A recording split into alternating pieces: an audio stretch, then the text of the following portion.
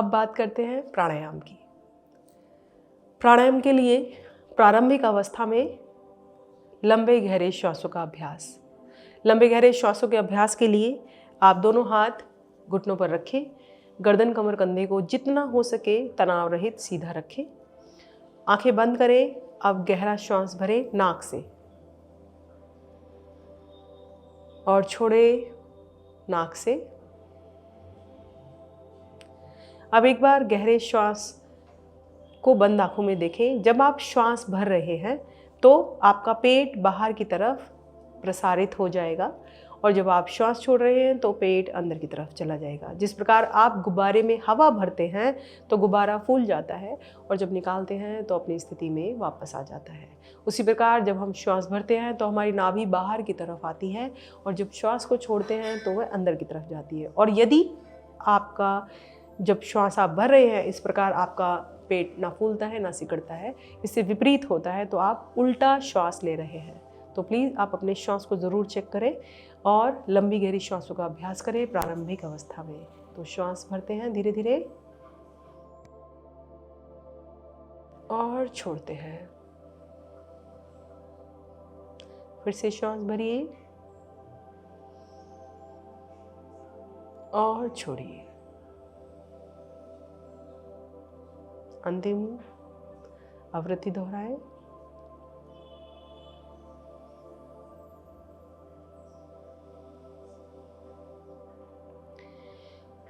लंबे गहरे श्वासों का अभ्यास आप किसी भी समय कभी भी कर सकते हैं और आप कितनी भी देर कर सकते हैं।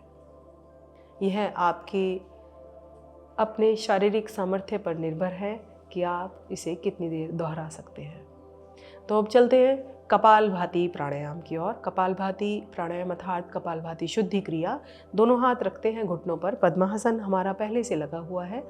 यदि आप इस तरह के पद्मासन को लगाने में सक्षम नहीं हैं तो चिंतित ना हो, आप जैसा लगा सकते हैं, जैसे चौकड़ी लगा कर बैठ सकते हैं तो चौकड़ी लगा कर बैठ जाइए। अब दोनों हाथ मैंने घुटनों पर रखे हैं, उसी प्रकार पाँचों उंगलियां मिलाकर रखी हैं। आप अपनी पाँचों उंगलियों को ज़रूर मिलाकर रखा कीजिए जब भी आपको निर्देश दिया जाता है, क्योंकि यह हमारे शरीर में पंच तत्व हैं और जब हम पाँचों उंगली मिलाकर योग अभ्यास करते हैं तो वह पाँचों तत्व हमारे शरीर में बैलेंस होने लगते हैं। तो चलिए करते हैं कपालभाति प्राणायाम का अभ्यास। अब आपको क्या करना है, श्वास भरिए, श्वास को बाहर कीजिए और गति से नाक से श्वास को बाहर फेंकते रहिए। कैसे?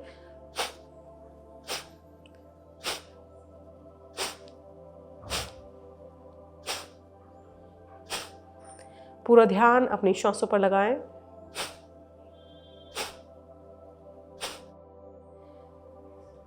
क्योंकि आप निम्न रक्तचाप से पीड़ित हैं तो श्वास की गति इतनी अधिक ना तेज़ करें कि आपको चक्कर आने लगे। तो श्वास की गति को थोड़ा, मतलब इतनी आवाज़, आप जितनी आवाज़ मेरी आ रही है ऐसी कोशिश ना करें कि प्रारंभिक अवस्था में उतनी ही आवाज़ आपकी आए। आप थोड़ी धीरी आवृत्ति के साथ, थोड़ी धीमी ध्वनि के साथ इसका अभ्यास कर सकते हैं।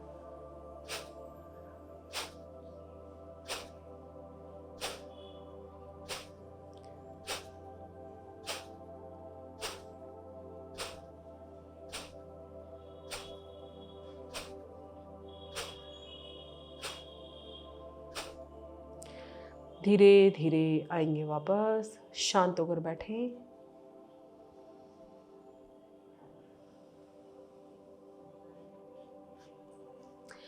कपालभाति प्राणायाम से आपके अनेकों अनेक समस्याएं समाप्त हो सकती हैं, किंतु आवश्यकता है प्रत्येक दिन अभ्यास की। तो चलिए चलते हैं आगे की श्रृंखला में, जिसमें हम करते हैं सूर्य भेदी प्राणायाम का अभ्यास। सूर्य भेदी प्राणायाम के लिए दोनों हाथ ज्ञान मुद्रा में ले आइए। अब प्राणायाम मुद्रा बनाइए अपने दाएं हाथ से, नाक पर ले जाइए। सूर्य भेदी प्राणायाम के लिए आपको बाईं नासिका को बंद रखना है, दाईं नासिका से श्वास भरना है और दाईं नासिका से ही श्वास को बाहर करना है। सूर्य भेदी प्राणायाम से आपके शरीर की ऊर्जा बढ़ जाएगी और रक्त संचार सामान्य हो जाएगा। तो चलिए दाईं ओर से श्वास भरिए और छोड़िए।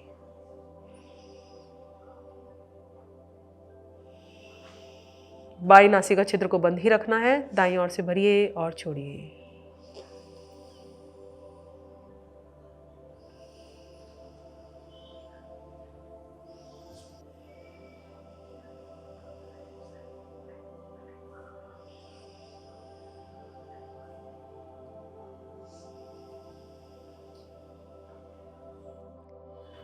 कम से कम प्रारंभिक अवस्था में 5 मिनट तक इसका अभ्यास करें और फिर हाथ को नीचे लाके शांत अवस्था में बैठें।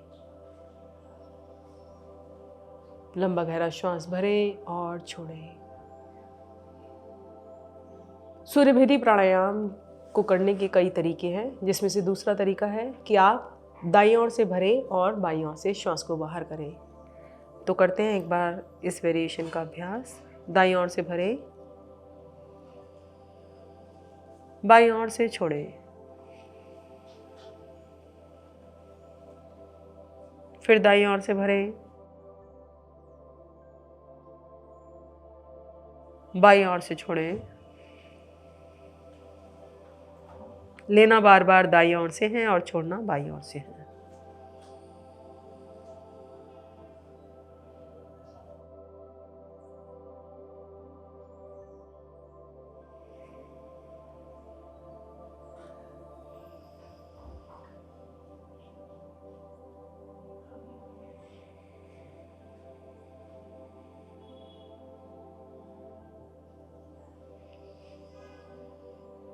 श्वास को बहुत ही धीरे लें और बहुत ही धीरे छोड़ें।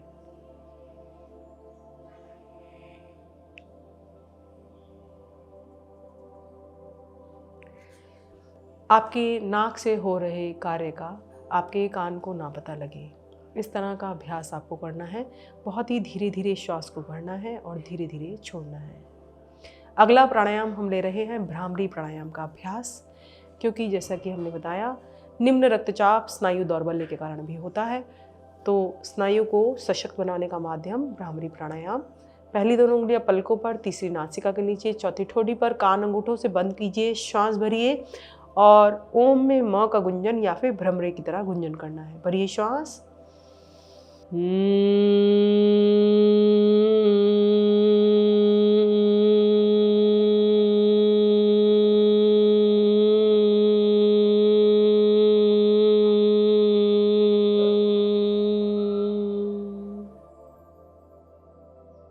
दोनों हाथ धीरे से नीचे ले आएं, नेत्रों को बंद ही रखें। भ्रामरी प्राणायाम के बाद एकदम से नेत्रों को ना खोलें। गहरा सांस भरें और छोड़ें।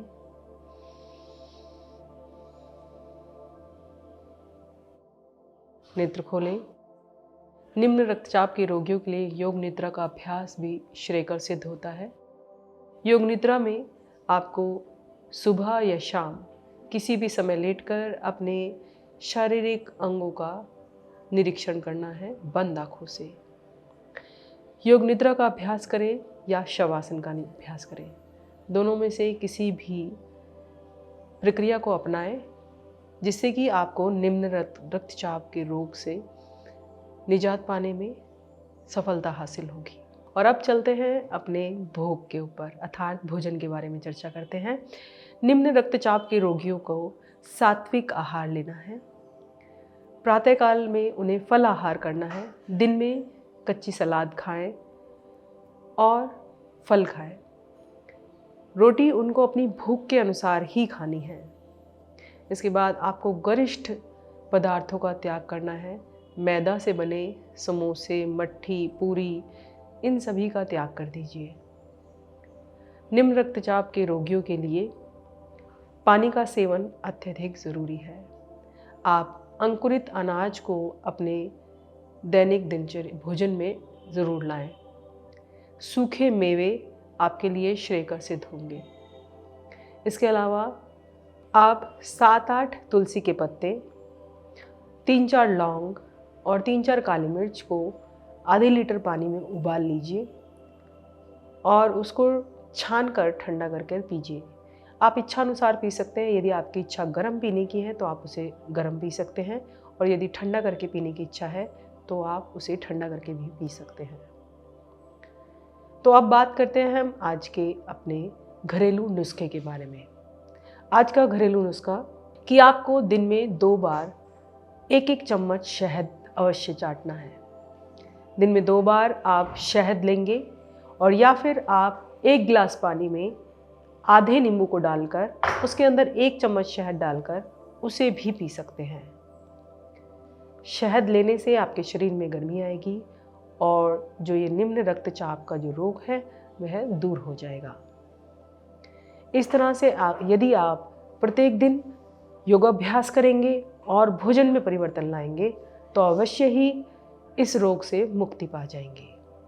चलते हैं अपनी आज की मुद्रा पर।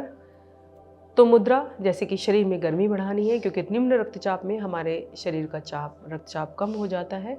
तो आपको क्या करना है, सूर्य मुद्रा का उपयोग करना है। सूर्य मुद्रा आपको अपनी अनामिका उंगली को मोड़कर अंगूठी से दबाना है इस तरह से, और बाकी की तीनों उंगलियां सीधी रखनी है।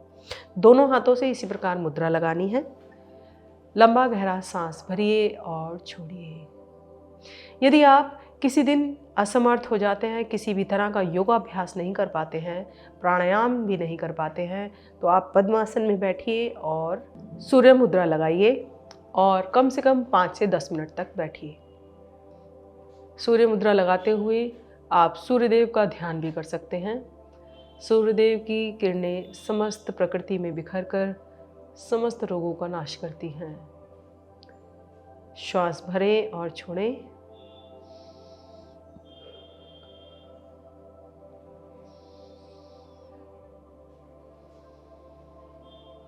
गहरा सांस भरें और छोड़ें।